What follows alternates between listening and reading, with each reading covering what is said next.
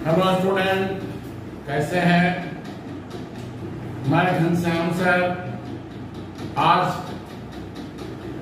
10वीं कक्षा से संबंधित इतिहास विषय की पढ़ाई प्रारंभ करने जा रहा हूं। बच्चों, आप सभी जानते हैं कि 10वीं कक्षा के इतिहास विषय में कुल हमें 8 अध्याय पढ़ना है, जिनमें पहला अध्याय यूरोप में राष्ट्रवाद, दूसरा अध्याय समाजवाद एवं साम्यवाद, तीसरा अध्याय हिंद चीन में राष्ट्रवाद, चौथा भारत में राष्ट्रवाद, पांचवा अर्थव्यवस्था एवं आजीविका, छठा शहरीकरण एवं शहरी जीवन, सातवां व्यापार और भूमंडलीकरण और आठवां प्रेस संस्कृति एवं राष्ट्रवाद। हम इस विषय में देखेंगे कि इसमें अधिकांश जो अध्याय हैं वो राष्ट्रवाद से संबंधित है। तो सबसे पहले हमें समझना है बच्चों कि राष्ट्रवाद है क्या, आखिर इस राष्ट्रवाद का बीजारोपण कब हुआ, कब राष्ट्रवाद सर्वप्रथम रूप से व्यापक रूप से परिलक्षित हुआ और किस प्रकार से राष्ट्रवाद का यूरोप से चलकर के पूरे विश्व जगत में प्रसार हुआ। और जिस राष्ट्रवाद की भावना ने छोटे छोटे भूभाग जो कई क्षेत्रों में बटे हुए थे उन्हें एक निश्चित भौगोलिक सीमा प्रदान किया, उन्हें एक निश्चित भौगोलिक सामाजिक सांस्कृतिक परिवेशों में बांधने का काम किया। तो पहला अध्याय यूरोप में राष्ट्रवाद। और विद्यार्थी, आप मेरे द्वारा जितने भी वीडियो बनाए जाएंगे इसे प्रारंभ से लेकर अंत तक देखिए। मैं यह वादा करता हूं कि इस वीडियो देखने के बाद आप बोर्ड की परीक्षाओं में अच्छे से अच्छे अंक ला सकते हैं, क्योंकि मैं केवल आपको वस्तुनिष्ठ समझ नहीं, केवल ऑब्जेक्टिव जानकारी नहीं, बल्कि विषयनिष्ठ की भी जानकारी दूंगा। इसीलिए मेरे चैनल को सब्सक्राइब करें और अधिक से अधिक दोस्तों के बीच में इसे शेयर करें, लाइक करें। अब हम यहां गौर करते हैं, ये पहला अध्याय मेरा यूरोप में राष्ट्रवाद। यहीं से शुरुआत होती है 10वीं कक्षा में इतिहास विषय की पढ़ाई। तो सबसे पहले हमें समझना है यूरोप है क्या। यूरोप महाद्वीप का नाम है। हम महादेश या महाद्वीप एक ही है। हम सभी जानते हैं कि पूरे विश्व में कुल 7 महाद्वीप हैं। उन 7 महाद्वीपों में ये विश्व का 6ठा बड़ा महादेश है और सबसे छोटा ऑस्ट्रेलिया और सबसे बड़ा एशिया महाद्वीप। तो हमें विद्यार्थियों में यूरोप के बारे में पढ़ना है और हमें समझना है कि यूरोप में कौन कौन से प्रमुख देश आते हैं और किन किन देशों में एकीकरण की समस्या थी बता रहे हैं और किस तरह से वहां के शासकों ने, वहां के महापुरुषों ने, वहां के विद्वानों ने राष्ट्रवाद को बढ़ावा प्रदान किया और परिणामतः एकीकरण की प्रक्रिया शुरू होती है और जिसमें उन्हें विजय हासिल होता है। हम इसी चैप्टर में पढ़ेंगे इटली और जर्मनी का एकीकरण। तो बच्चों, इटली और जर्मनी का एकीकरण,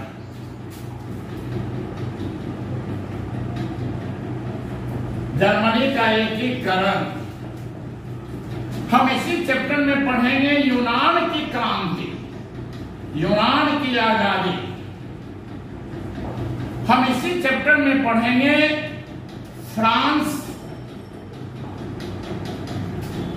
फ्रांसीसी क्रांति के संबंध में थोड़ा सा भी जानकारी प्राप्त करना, क्योंकि यही वो क्रांति है जिस क्रांति के दौर में राष्ट्रवाद उन्नत रूप से प्रकट हुआ, और इसी क्रांति ने यूरोप के विभिन्न देशों को निरंकुश शासन से मुक्ति होने के लिए लोगों को एकजुटता प्रदान किया। तो हम इस चैप्टर में पढ़ेंगे हंगरी की स्वायत्तता,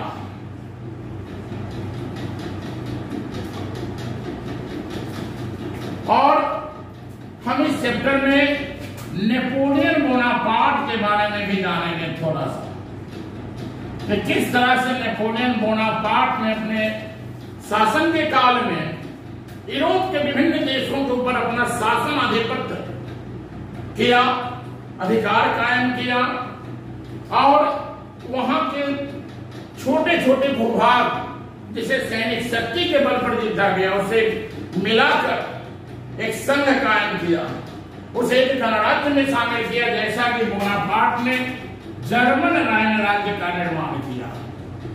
जर्मन राइन राज्य या संघ 1806 ईस्वी में परीक्षाओं में पूछे जाते हैं, जर्मन राइन राज्य का निर्माण किसने किया? Napoleon Bonaparte. इसने इटली में 3 नए गणराज्य, सिस्पाइन, लिगोरियन और ट्रांसपेरेंट गणराज्य का निर्माण किया। ऐसे इसके कई कार्य हैं। तो बच्चों, हमें यह समझना है कि यूरोप एक महाद्वीप का नाम है, और इसी यूरोप में रूस, France, Britain, Germany, Italy, Austria, Hungary,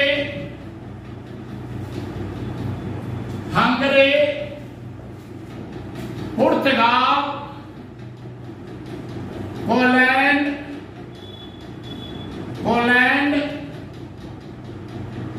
Norway, Denmark, Spain, Britain, जो कि बहुत ही महत्वपूर्ण राष्ट्र है, इत्यादि कर सकते हैं। इसके अलावा तो विद्यार्थी इसमें स्विट्जरलैंड भी है, नीदरलैंड भी है, जो पूर्व में हॉलैंड के नाम से जाना जाता है, इसमें वर्तमान में बेल्जियम भी है, ऐसे अनेक राष्ट्र, आयरलैंड है। तो हमें यहाँ हंगरी हमें समझना है। हम सभी जानते हैं रूस, यहाँ की राजधानी मॉस्को, फ्रांस राजधानी पेरिस, इटली राजधानी जर्मनी, राजधानी रोम। तो इटली की राजधानी रोम है, जर्मनी की राजधानी बर्लिन है। आज हम इसे इटली जर्मनी कहते हैं। और ये 1871 के पूर्व में इटली नहीं बल्कि छोटे छोटे भूभाग में विखंडित था। उसी विखंडित क्षेत्र का एकीकरण किया गया, इसे हम समझेंगे। हंगरी राजधानी बुडापेस्ट और यहाँ की भाषा मलयालम। पुर्तगाल राजधानी लिस्बन।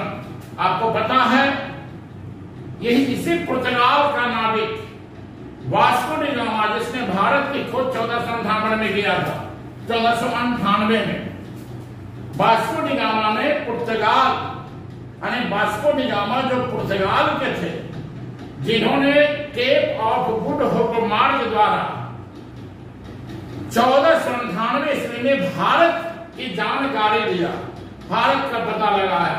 तो Poland Warsaw, Norway Oslo, Denmark Copenhagen, Spain Madrid और ब्रिटेन का लंदन। तो सबसे पहले बच्चों हमें यह समझना है कि यूरोप है क्या। तो यूरोप एक महाद्वीप का नाम है, और आप देख रहे हैं ये कई देशों का समूह है। महाद्वीप का मतलब ये होता है जो विभिन्न देशों का एक समूह होता है।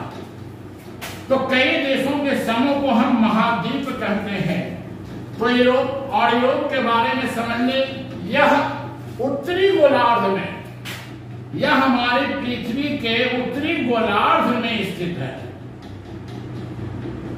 और यह लगभग इस यूरोप की जो प्रदेश है वो पूरी तरह से ठंड जलवायु वाले प्रदेश है। उत्तरी गोलार्ध में ये ध्रुव के निकट होने के कारण यहाँ की जलवायु ठंड है, अरे ठंडी जलवायु है। अब हम गौर करेंगे यूरोप में राष्ट्रवाद, नेशनलिज्म। तो सबसे पहले हम जानते हैं राष्ट्रवाद की भावना का जो बीजारोपण है वह पुनर्जागरण काल में ही हो चुका था, पुनर्जागरण काल में ही हो चुका था, यानी राष्ट्रवाद की भावना का बीजारोपण। अब आपसे कोई प्रश्न करता है कि राष्ट्रवाद की भावना का बीजारोपण किस काल में हुआ, तो पुनर्जागरण काल। और राष्ट्रवाद की भावना, यह जो राष्ट्रवाद है, ये सबसे पहले किस क्रांति के दौरान ये परिलक्षित हुआ, प्रकट हुआ, तो सन 1789 की फ्रांसीसी क्रांति के दौरान यह राष्ट्रवाद उन्नत रूप से प्रकट हुआ, उन्नत रूप से प्रकट हुआ, उन्नत रूप से प्रकट हुआ। हो सके तो आप कॉपी कलम के द्वारा इसे लिखने का भी काम करें। और अब हमें यहां समझना है राष्ट्रवाद क्या है। तो राष्ट्रवाद एक विचारधारा है, राष्ट्रवाद एक भावना है जो कहता है किसी निश्चित भौगोलिक, सामाजिक व सांस्कृतिक परिवेश में रहने वाले लोगों में एकता की भावना स्थापित करती है, एकता की भावना स्थापित करती है। तो बच्चों कई बार ये प्रश्न आए हैं राष्ट्रवाद क्या है। तो किसी निश्चित भौगोलिक, सामाजिक, सांस्कृतिक परिवेश में रहने वाले लोगों में एकता की भावना स्थापित करने वाली जो विचारधारा है राष्ट्रवाद कहलाती है। अब ऐसा नहीं कि इसकी परिभाषा केवल यही होगा, बहुत सारे विद्वानों ने राष्ट्रवाद की जो परिभाषा अपने अपने शब्दों में दी है, तो आप भी इसे समझिए और अपने शब्दों में दें। हम कह सकते हैं किसी निश्चित भौगोलिक क्षेत्र के तहत निवास करने वाली विभिन्न धर्म, भाषा, संप्रदाय इत्यादि लोग जब राष्ट्र के प्रति एकजुट हो जाते हैं, राष्ट्र के प्रति जागरूक हो जाते हैं, जब उन्हें समझ में आ जाता है कि यह पूरा जो क्षेत्र है वह एक राष्ट्र, हमारा देश है, बल्कि यह दूसरे का नहीं, बल्कि यह क्षेत्र हमारा है, हम सभी इस क्षेत्र के वासी हैं। तो बच्चों हमें समझना है कि किसी निश्चित भौगोलिक क्षेत्र के तहत निवास करने वाले विभिन्न भाषा, धर्म, संप्रदाय, यहां तक कि जाति भी ले सकते हैं, जाति इत्यादि लोगों में जब एकजुटता की भावना स्थापित होती है तो राष्ट्रवाद कहते हैं। भले ही राष्ट्रवाद 18वीं-19वीं शताब्दी के दौरान इसका विकास हुआ और इसी राष्ट्रवाद की अवधारणा ने पूरे विश्व को एक नया रूप प्रदान किया। आज हमारा देश भारत है, हम सभी जानते हैं हमारे देश में अंग्रेजों का शासन हुआ था। 15 अगस्त 1947 को हम अंग्रेजों से आजाद हुए। तो आजादी के पूर्व हमारा जो भारत था वो विभिन्न क्षेत्रों में विभक्त था। यहाँ स्थानीय स्तर पर राजा हुआ करते थे, जिनकी क्षेत्र को हम देशी रियासत कहते थे, और वहां के लोग केवल अपने राजा के प्रति ही निर्भर होते थे और उनको लगता था कि ये इतना ही हमारा क्षेत्र है। इसी क्षेत्र से बता रहे हैं, उन्हें निकालने के लिए उनके लिए संकीर्ण विचार जो थी उस मानसिकता से बता रहे, उन्हें निकालने के लिए इस राष्ट्रवाद की भावना में उन्होंने राष्ट्र के प्रति जागरूकता उत्पन्न किया, उनमें राष्ट्रीयता की भावना चेतना जागृत हुई और उन्हें लगा कि हम केवल इस निश्चित क्षेत्र जो राजा के अधीन उसके नहीं बल्कि ये संपूर्ण जो भूभाग है उसके हम निवासी हैं। थोड़ा सा हम यूरोप में राष्ट्रवाद पढ़ाते हुए भारत की चर्चा कर लेते हैं। अंग्रेजी शासनकाल के दौरान हमारे यहाँ भी कई प्रांत थे, बम्बई प्रांत, मध्य प्रांत, अलवर, जोधपुर, बूंदी, ग्वालियर, इंदौर, ऐसे नहीं, अगर हम पढ़ेंगे तो 552 रियासतों का जिक्र आता है। और आज हमारे देश में वर्तमान में 370 धारा जिस तरह से बता रहे संसद के द्वारा समाप्ति की गई, केवल 370 का एक का क छोड़ करके बाकी समाप्त किया गया, रद्द कर दिया गया। और अब वर्तमान में 29 जो राज्य थे तेलंगाना को लेकर पुनः घटकर 28 हो गए, क्योंकि जम्मू कश्मीर को राज्य का दर्जा छीन लिया गया और उसे 2 क्षेत्रों में बांट दिया गया। लद्दाख को संघ शासित प्रदेश और जम्मू कश्मीर भी संघ शासित प्रदेश। लेकिन जम्मू कश्मीर संघ शासित प्रदेश के साथ साथ वहां विधानसभा का भी व्यवस्था किया गया। तो 28 राज्य और 9 केंद्र शासित प्रदेश। तुम लोग राष्ट्रवाद की बात कर रहे हैं तो आप परिभाषा समझ चुके हैं। अब हम गौर करते हैं 1789 की जो फ्रांसीसी क्रांति थी, इस क्रांति में लुईस 16वें का पतन हुआ। लुईस 16वां जो कहता था मेरी इच्छाएं कानून है, और वहां की जनता लुईस 16वें के निरंकुश शासन, निरंकुश भी आपको समझना है। निरंकुश का मतलब होता है जिस पर जनता का कोई दबाव नहीं है। वो ऐसी शासन व्यवस्था जहां राजा अपनी स्वेच्छा से, अपनी इच्छा से मनमाने ढंग से शासन करता है, वैसे शासन को हम निरंकुश शासन कहेंगे। इसी निरंकुश शासन को वहां की जनता ने, फ्रांस की जनता ने एकजुट होकर उखाड़ कर फेंक दिया।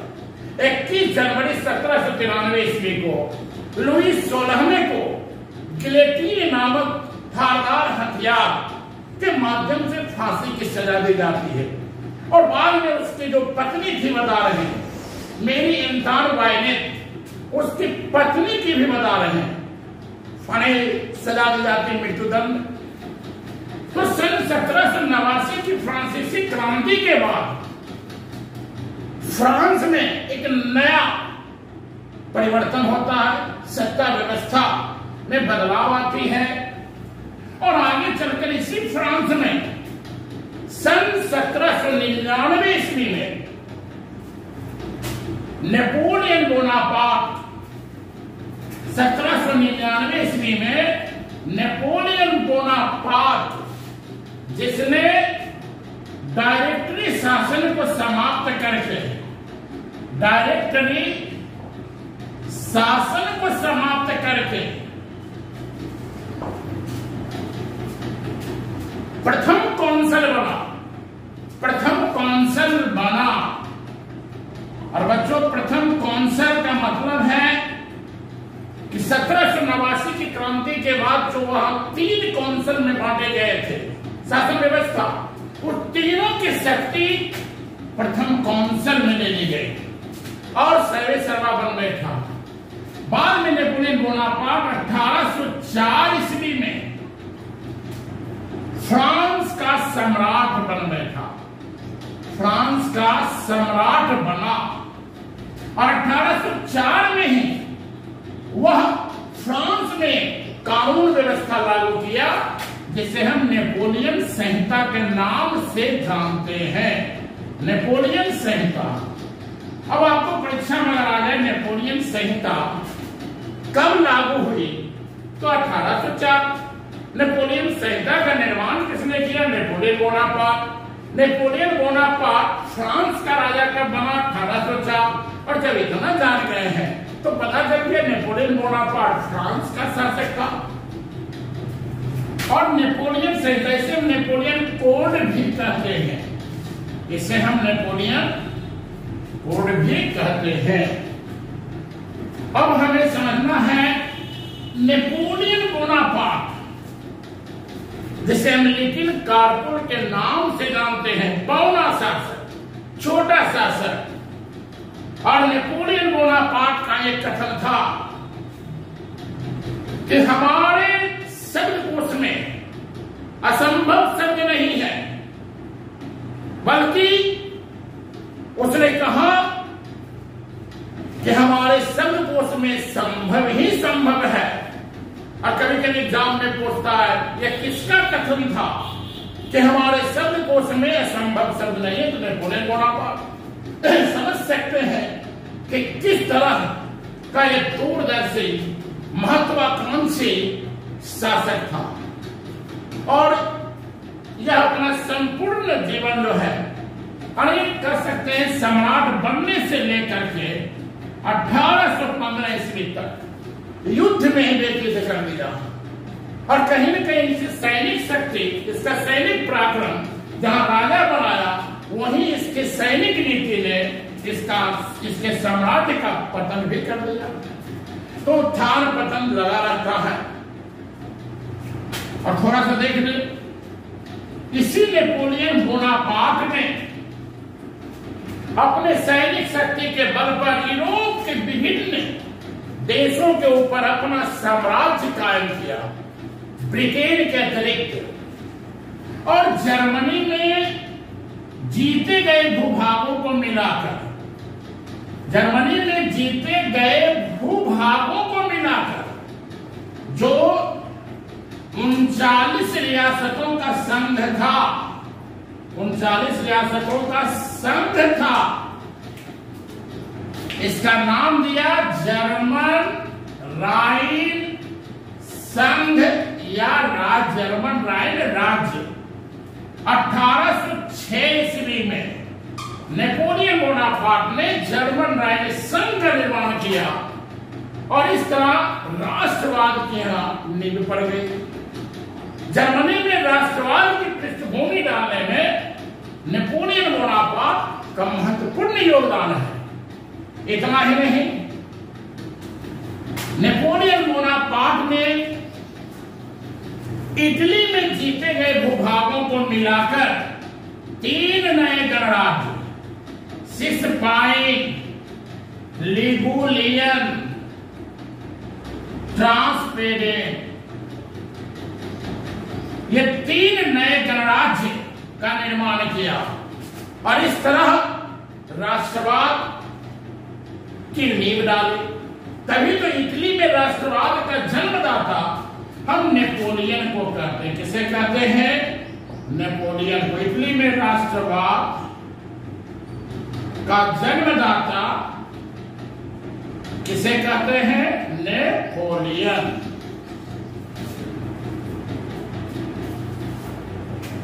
अब हमें यहां समझना है, अब इस नेपोलियन बोनापार्ट राष्ट्रवाद को फैलाने में महत्वपूर्ण रूप से सहायक साबित हुआ, क्योंकि इसने अपने जीते गए प्रदेशों में देखिए क्या किया, समान कानून व्यवस्था लागू किया, समान कानून व्यवस्था लागू किया। सामंती प्रथा, बच्चों समझना है सामंती प्रथा। सामंती प्रथा क्या है? बहुत सारे बच्चे पढ़ने के क्रम में सामंती प्रथा पढ़ते हैं लेकिन जानते नहीं हैं। ये एक सिस्टम था, राजा के निकट या राजा के दरबार में जो विद्वान या लेखक या जो बता रहे हैं सरदार जो रहते थे, राजा जिसकी सेवा से प्रसन्न होता था तो सेवा के बदले में राजा उसे भूमि प्रदान करता था, जमीन देता था।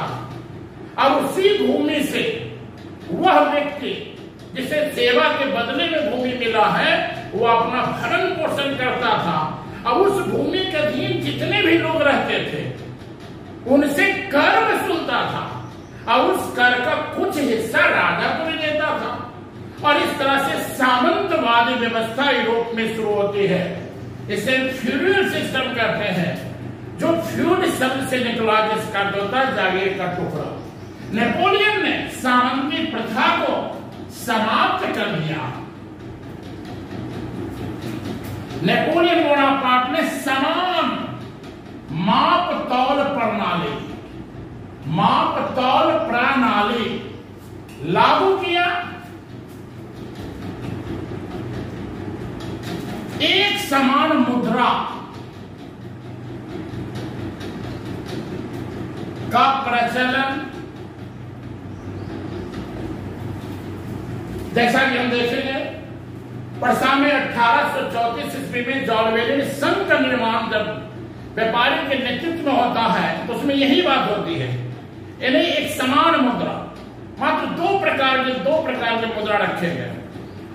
और जहां अलग अलग क्षेत्रों में जो कर लिए जाते थे, 11 टोल नाका था एक ही देश के अंदर और एक ही विशाल भूभाग के अंदर छोटे छोटे क्षेत्र, जहां से व्यापारी को गुजरने पर कर देना पड़ता था, जिसके कारण बता उनकी व्यापारिक व्यवस्था प्रभावित हो रही थी। उस व्यवस्था को बता रहे समाप्त करके एक समान व्यवस्था लाया गया।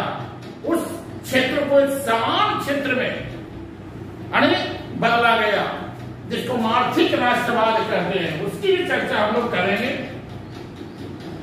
इतना ही नहीं, नेपोलियन बोनापार्ट के द्वारा परिवहन एवं संचार के साधनों में सुधार, परिवहन व संचार के साधनों का विकास।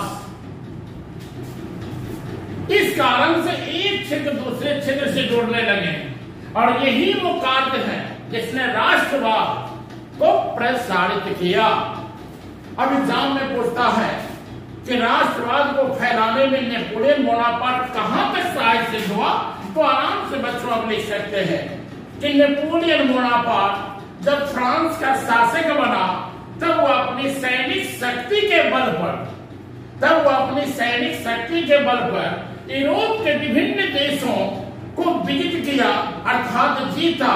जैसा कि जर्मनी में जीते गए भूभागों को मिलाकर 1806 ईस्वी में जर्मन राइन संघ का निर्माण किया, इटली में 3 नए गणराज्य की स्थापना किया, समान कानून व्यवस्था लागू किया, सामंती प्रथा को समाप्त किया, परिवहन एवं संचार व्यवस्था का विकास किया, समान मापतौल प्रणाली लागू किया, इत्यादि कारणों से राष्ट्रवाद का प्रसार हुआ।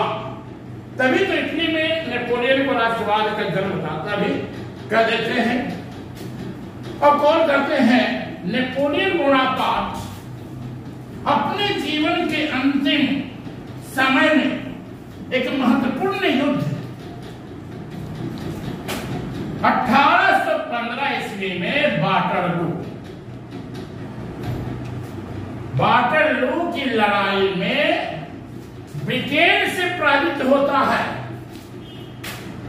किससे पराजित होता है? ब्रिटेन से। वह ब्रिटेन से हार जाता है